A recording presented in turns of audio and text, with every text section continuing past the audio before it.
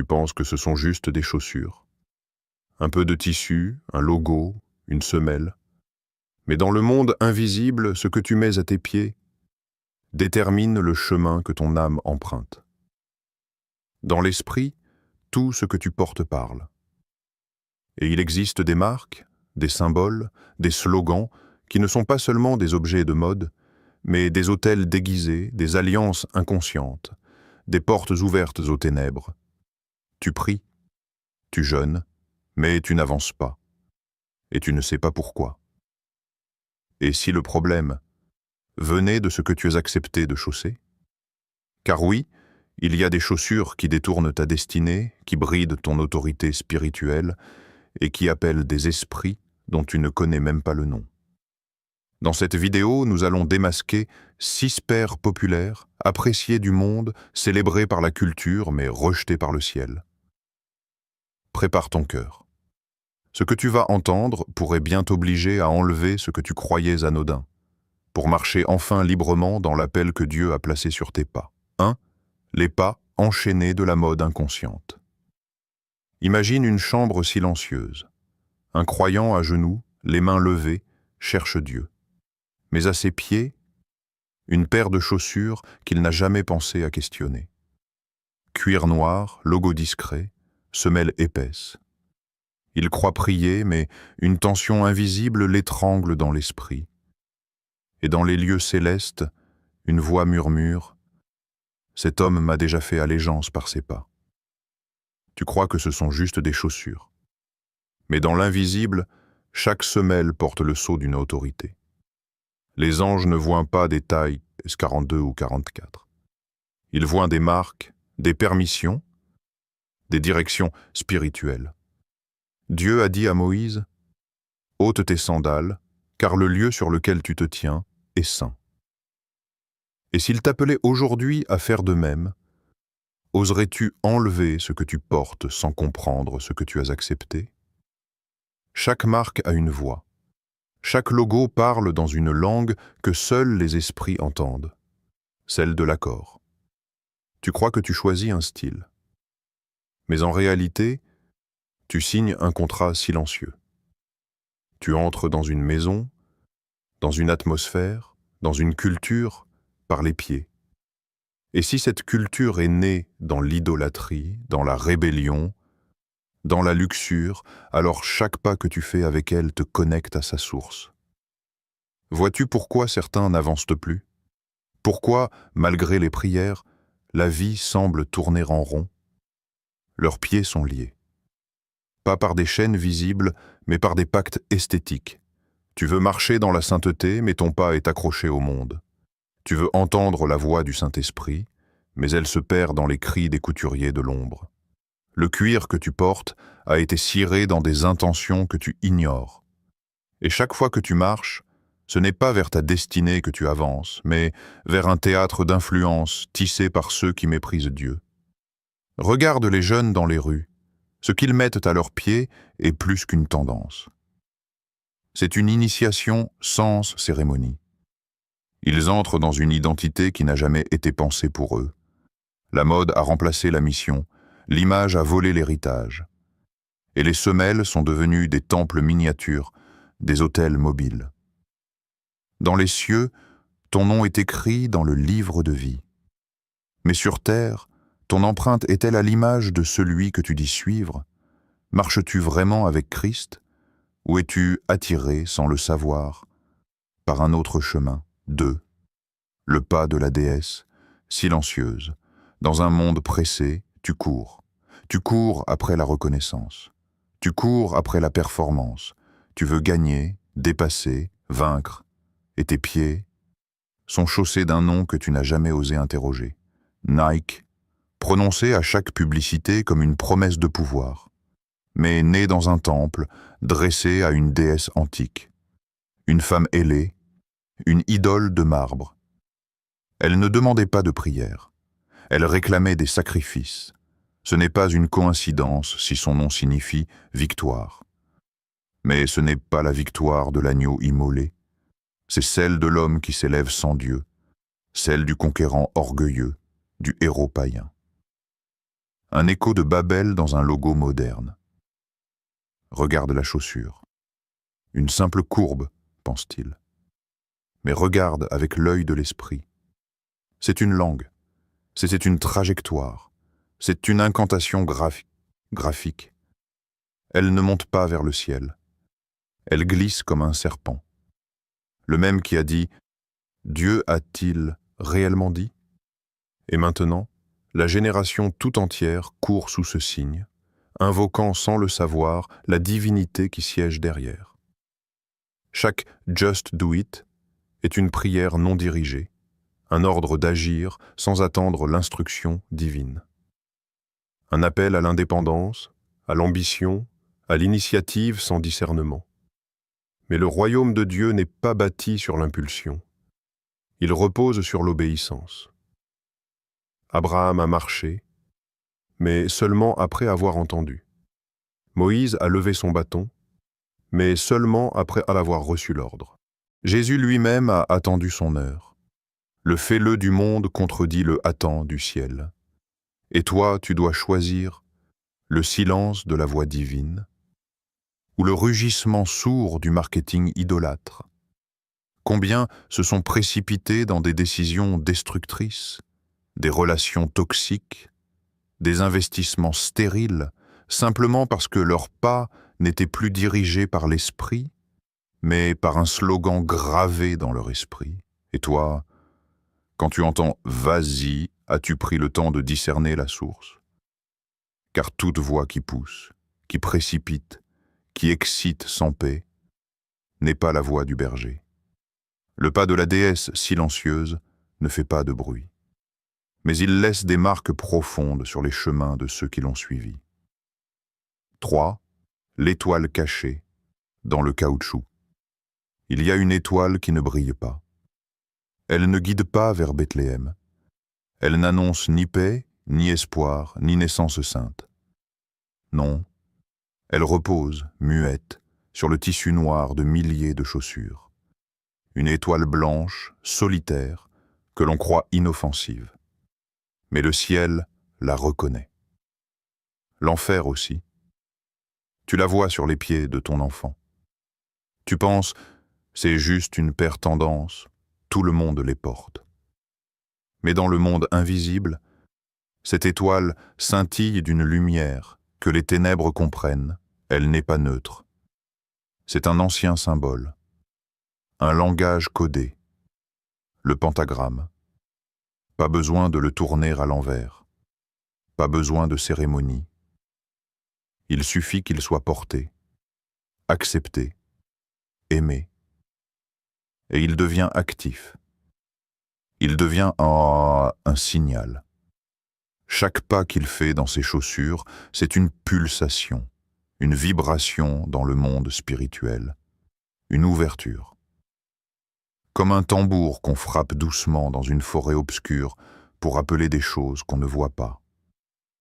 La mode dit « exprime-toi », mais l'étoile dit « soumets-toi ». Soumets-toi à l'indépendance. Soumets-toi à la rébellion. Soumets-toi à l'antithèse de l'ordre divin. Et pendant que tu vis, que tu pries, que tu chantes à l'église, quelque chose se détériore dans les yeux de ton fils. Il ne regarde plus comme avant. Il s'agite la nuit. Il s'enferme. Il devient silencieux, absent, distant. Tu cherches les réponses dans les vidéos, les jeux, les fréquentations. Mais tu ne regardes pas ses pieds. Tu ne regardes pas l'autel qu'il porte. Car c'est cela, un autel mobile. Un symbole cousu dans la toile, porté sans conscience mais reçu comme une invitation par les esprits errants. Cette étoile n'est pas la lumière du matin. C'est la signature d'un autre trône. Elle dit au monde « Je n'appartiens pas au Dieu d'ordre, mais à celui de confusion. » Elle proclame « Je suis libre de toute autorité divine. » Et toi, parent, intercesseur, veilleur, sauras-tu discerner ce qui se cache sous ce tissu banal? Sauras-tu t'opposer non pas à la mode, mais à l'esprit qui l'inspire? Il y a des objets qui ne se possèdent pas. Ils te possèdent. Et cette étoile, si blanche, si sobre, si silencieuse, a déjà parlé dans l'invisible plus que 1000 cris. 4. Hors du mur, hors de l'alliance. Imagine une cité fortifiée. Des murailles épaisses, des tours de guet. À l'intérieur, la paix. À l'extérieur, le chaos. Le Seigneur avait dessiné ses limites. Il avait établi ses frontières comme un acte d'amour. Mais quelqu'un s'est approché de la porte et l'a franchie, volontairement, par mode, par esprit d'indépendance. Off the wall, disent les semelles, hors du mur. Ce n'est pas qu'un slogan, c'est une déclaration spirituelle, une confession faite par les pieds avant même que la bouche ne parle. Dieu bâtit, le diable disperse. Dieu trace des frontières, l'esprit de rébellion les efface. Tu pensais que ce logo était innocent, mais il cache un esprit, un souffle sans racines. Un esprit qui dit « Je décide de ma route, je refuse l'enclos, je rejette l'enceinte. » Et depuis que tu portes ces semelles, tu n'aimes plus les cadres. Tu supportes mal les exhortations. Les règles de l'Église deviennent oppressantes à tes oreilles. La voix du pasteur t'irrite. La parole te semble rigide. La discipline, un carcan. Mais ce n'est pas ta nature qui a changé. C'est ta direction, car marcher hors du mur, c'est renoncer à l'alliance. C'est fuir la citadelle de la sainteté pour errer dans la plaine des compromis. Les anciens le savaient. Quand un homme sortait de la muraille, il devenait une proie. Il était visible, accessible, un seul pas hors du cercle, et les flèches venaient de toutes parts. Tu vis cette réalité sans la comprendre. Attaque récurrente, confusion soudaine, froid spirituel. Tu ne sais plus te fixer. Tu changes d'église, d'engagement, de direction, mais toujours en restant hors du mur. Cette marque est le miroir d'une époque. Le refus d'être encadré, le rejet du modèle, la glorification du flou. Mais Dieu n'est pas flou. Son amour a une forme. Son alliance a une architecture. Il est le maçon divin, le bâtisseur d'enceintes sacrées.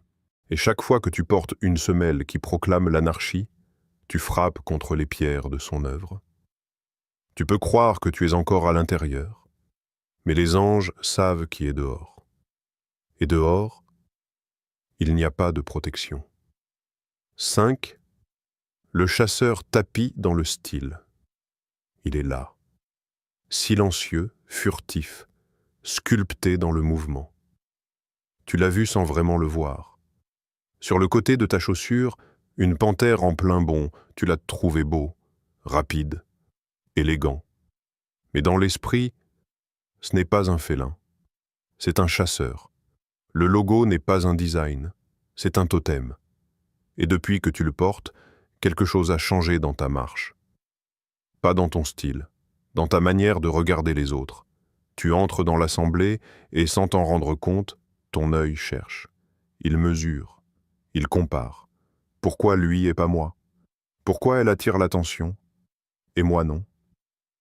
Ton cœur est devenu un terrain de chasse, un lieu d'évaluation constante où chaque réussite d'un frère est vécue comme une menace. Ce n'est plus un culte, c'est une compétition silencieuse. Et Dieu me dit, ils ont chaussé Caïn. L'instinct de l'aîné qui n'a pas supporté la lumière sur son cadet. L'élan intérieur qui, face à l'acceptation d'Abel, a choisi le meurtre plutôt que l'humilité. Tu ne tues personne avec tes mains, mais ton regard assassine. Ton silence méprise. Ton sourire cache un soupçon. Tu penses que tu progresses, mais ce n'est pas la vitesse du pas qui compte. C'est la direction du cœur. Ces chaussures ne te rendent pas plus rapide. Elles affûtent ton esprit critique. Elles réveillent en toi un animal blessé, toujours en alerte, toujours prêt à bondir. Et dans le royaume de Dieu, le chasseur est un exilé. Car le royaume appartient aux brebis, pas aux prédateurs. Il est bâti sur le service, pas sur l'envie. Le chasseur en toi commence à douter de tout le monde. Tu remets en question la sincérité des autres. Tu vois de l'orgueil là où il y a de la joie. Tu discernes du faux là où Dieu agit. Mais en vérité, ce n'est pas les autres que tu vois mal. C'est ton regard qui a changé. Ce n'est pas un défaut de perception. C'est une maladie de l'âme. Un virus transmis non pas par les médias, mais par une marque. Une semelle qui t'a glissé l'instinct de la jungle dans le cœur du temple. Et maintenant, tu avances, mais chaque pas est un piège tendu aux autres. 6. Les semelles de la fuite spirituelle. Elles sont sobres, silencieuses, aucune provocation dans leur design. Elles ne brillent pas, ne rugissent pas. Elles glissent, et pourtant, ce sont elles qui ont vidé ton courage. Non pas en un jour, mais à pas feutrés. Elles ont parlé à ton âme comme un sifflement. Elles ont dit « pars, évite, détourne, tais-toi ». Leur nom te semblait neutre, peut-être même stylé, un mot dérivé d'un animal timide, bondissant, nerveux, une antilope.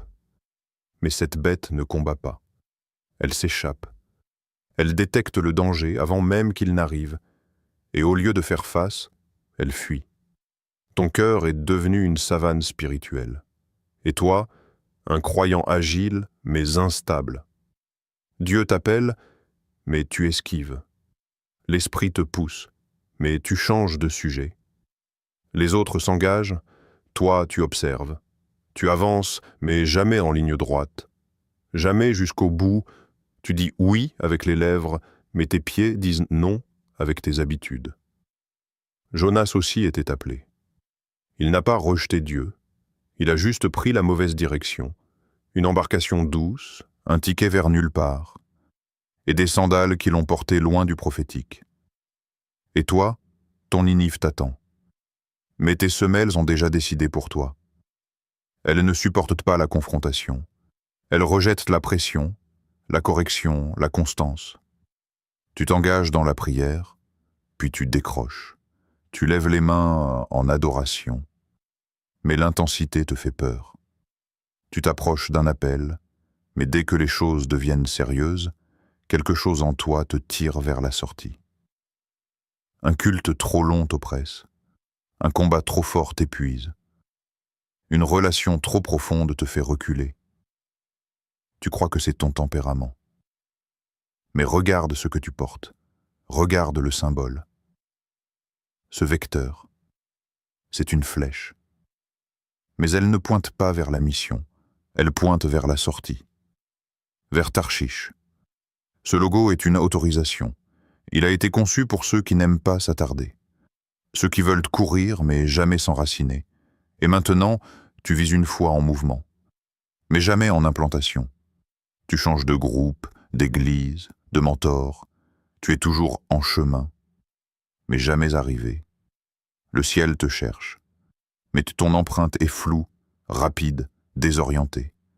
Et maintenant, tu sais que certaines chaussures ne se contentent pas de couvrir tes pieds. Elles capturent ta marche. Elles influencent ta foi. Elles orientent ton obéissance. Ce ne sont pas de simples objets. Ce sont des témoins silencieux, des alliés spirituels pour le royaume, ou des armes discrètes entre les mains de l'adversaire. Dieu cherche des hommes et des femmes débarrassés des chaînes du monde, même quand elles ont la forme d'un style. Il cherche ceux qui diront « Je préfère marcher pieds nus dans la volonté de Dieu que bien chaussé sur le chemin de l'illusion. » Alors regarde à tes pieds, écoute leur voix, et demande-toi « Marches-tu avec Christ ou avec autre chose ?»